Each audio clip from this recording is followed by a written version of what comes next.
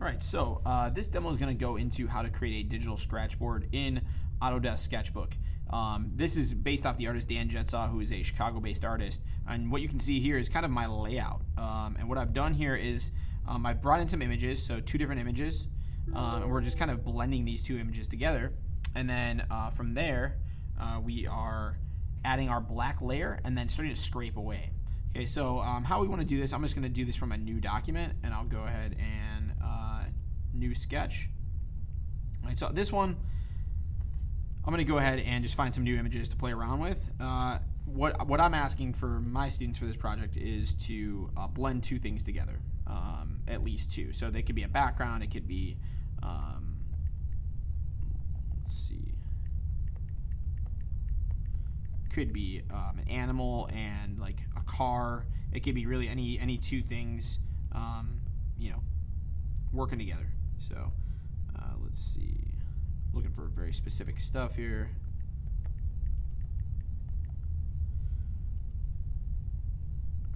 All right, we'll make this one work for now. So I'm gonna go ahead and I'm just gonna copy my image, and then what I'm gonna do is I'm gonna go and paste this in to Autodesk. So I'm gonna click and hold, or I'm sorry, I'm gonna tap again. I'm gonna go paste. Now this will pull up, and then what I'm gonna do is just kind of rescale based on my drawing. So we'll say, yeah, that looks pretty good. All right, hit done. Now you can go back and rescale this if you want to. How you do that is you hit this crosshair up at the top, and then you're able to rescale that thing. So from there, all right, we're gonna go hit done, and I'm gonna go get my other image. And so for this one, I'm gonna do, I don't know, I think I said an eyeball, for instance. So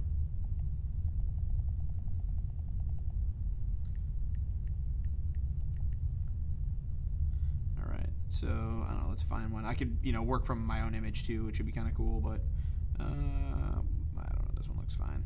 All right, we'll just go with this guy. So I'm going to copy that image, and then we're going to go ahead and paste this one on. Now, I didn't say that, for the students, they didn't have to do anything surrealistic. It could literally just be, I'm going to go out here, I'm going to repaste, and again, just rescale that image. There we go, that looks pretty good. Let's have that be on there, and hit done. Okay, so this way I kind of have like this is my sketch. I could just do this as a sketch for this particular time when we were just pulling off of images so that we had just images to work from. And then what I'm going to do next is I'm going to start creating a new layer. So say, for instance, we were working with the eye. And if I'm only working with the eye, another thing is you could go to these layers and maybe turn this down a little bit so you can see if you like the placement of that. That looks pretty good. I'm not really super worried about that. But then what I'm going to do is I'm going to lock these layers. So I'm going to hit the little locks here, and I'm going to lock both the house and the eye. And now I'm going to be working on just this top layer. So I'm going to zoom in, and what I'm going to do next is I'm going to go to I'm just going to use a marker. I'm going to get a black color and pretty large size just to make this quick. And just on this new layer, I'm just going to go and kind of color over this. Okay, and we're going to end up scraping away a lot of this. So kind of pretend like you're working with ink. I know this kind of looks just like a blob of black, but it will come out better. So then what I'm going to do is I'm going to go back here. I'm going to turn off that eye for the black. I'm actually going to bump up my opacity now because I do want to see the eyeball.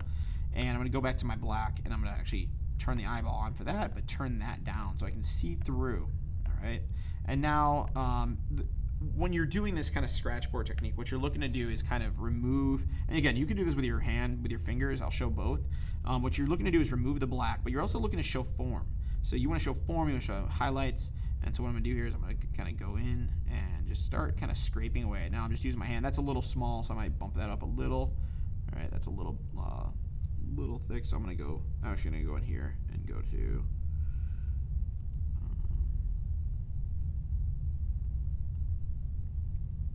bump that down to like 2.4. Let's see how that looks. That's better. All right, and so you do want to think about the direction that you're going with your marks, okay?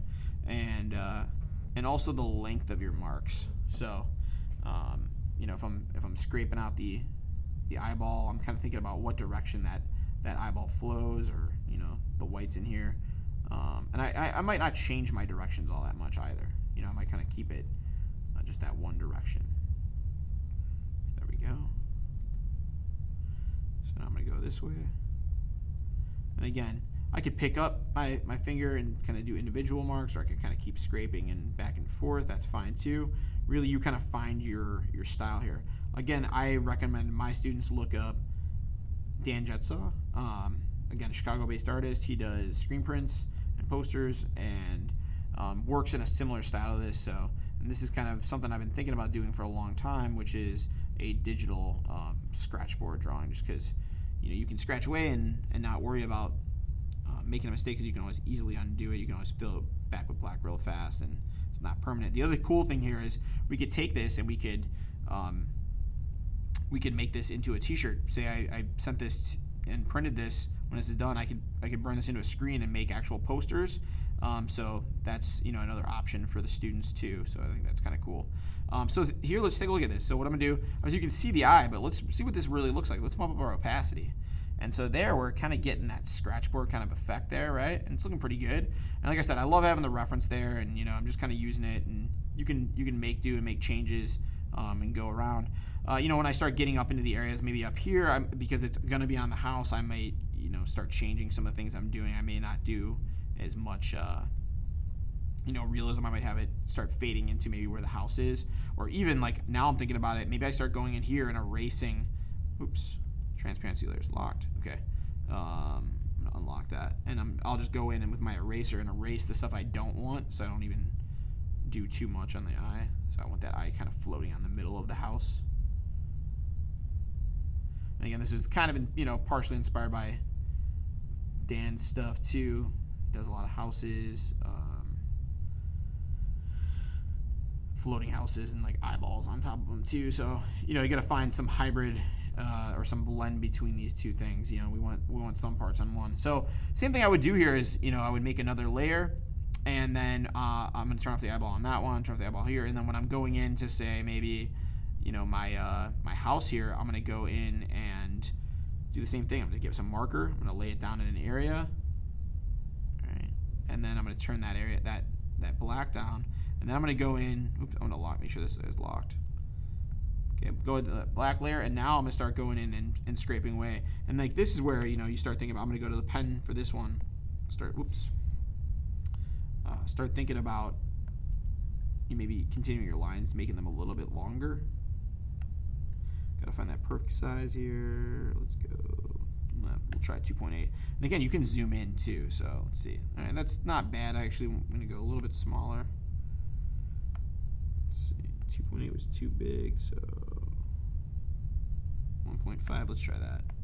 And I can also, so I can do like longer lines. I can do shorter ones. I think this, because these are kind of like the planks on the side of a house, I want to maybe have these be a little bit longer. You can also use your rulers here. So if you wanted to bring in your rulers on any of these areas that are like real straight, you could bust that in and then use that on some edges too. You could also use selection tools if you really needed to.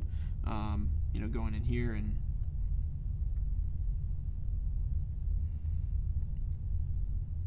I probably would undo that and redo just that shape, just so I'm isolating, and then just going into just that, and oops.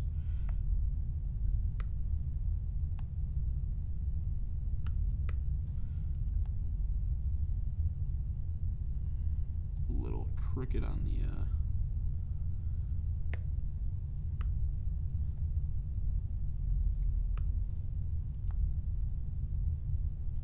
Alright, and then let's go get my eraser.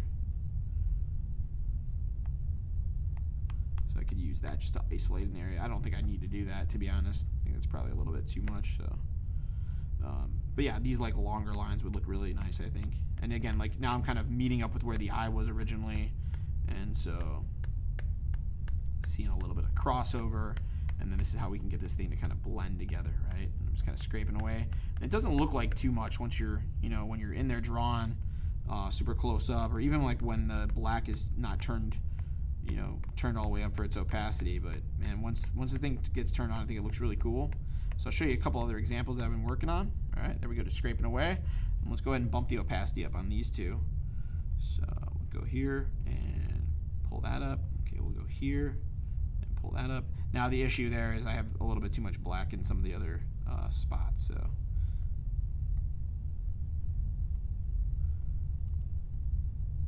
and so these are crossing over, but you can kind of get an idea of what that's going to look like. And maybe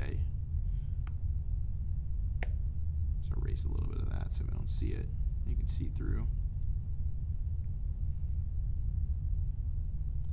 And then I'd probably have to go in here too and just erase some of that. You can kind of see how these are now like starting to kind of blend together a little bit, right? And yeah, so that's how I'm starting these pieces.